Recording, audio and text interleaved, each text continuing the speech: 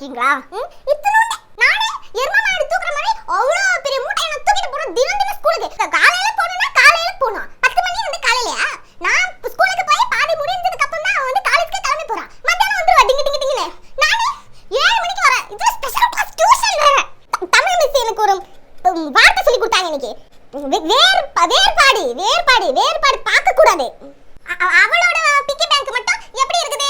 நல்லா பூட்டு போட்டு சாவி போட்டு பத்திரமா பார்பி எல்லாம் ஸ்டிக்கர்லாம் ஒட்டி நல்லா அப்படியே பூஜை பண்ற மாதிரி அப்படியே பீரோக்குள்ள அப்படியே பொக்கிஷமா புதை மாதிரி பதுக்கி வச்சிருக்கா. என்ன பிக்கி பேங்க் அனாமத்தா கிடக்குது. பண்ணி மாதிரி இருக்குது. பண்ணில ஓட்ட போட்ட மாதிரி இருக்குது. என்ன பார்த்தா பண்ணி மாதிரி இருக்குதா? பிக்கி பேங்க் கிட்ட பிக்கி வாங்கி கொடுத்துட்டாங்களே. சில்பா நான் போறேன் சில்பா. திடீர்னு ஒரு நாள் கிளம்பி எங்க நான் போறேன். நாளைக்கே நான் கிளம்பி எங்க வீட்ல நான் கிளம்பி எங்க தூரமா யாருக்கும் கண்ணுக்கு தெரியாத தூரமா எங்க போயிட போற பாரு. ஏண்டி காசு கொடுக்க மாட்டேங்குது சில்பா. எங்க அக்காக்கு மட்டும் அதிகமா கொடுத்துட்டே எனக்கு காசு கொடுக்கவே மாட்டேங்குது. ஏதாவது வாங்கி ஏதாவது ஒரு சோறு சாப்பிடுறதுக்கு எல்லாம் கொடுக்கணும் சில்பா. அதனால நான் நாளைக்கே போறேன். இன்னைக்கு போகாம நாளைக்கு போற? எங்க வீட்ல பூரி செய்றாங்க சில்பா. அதனால நாளைக்கு போறேன். இப்போ என்னதானே வேணும் உனக்கு? ஸ்கூல்ல எக்ஸிபிஷன் 100 ரூபாய் வேணும். அடிப்பாவி, அதுக்கு தான் இவ்வளவு சீனா? வாவ்.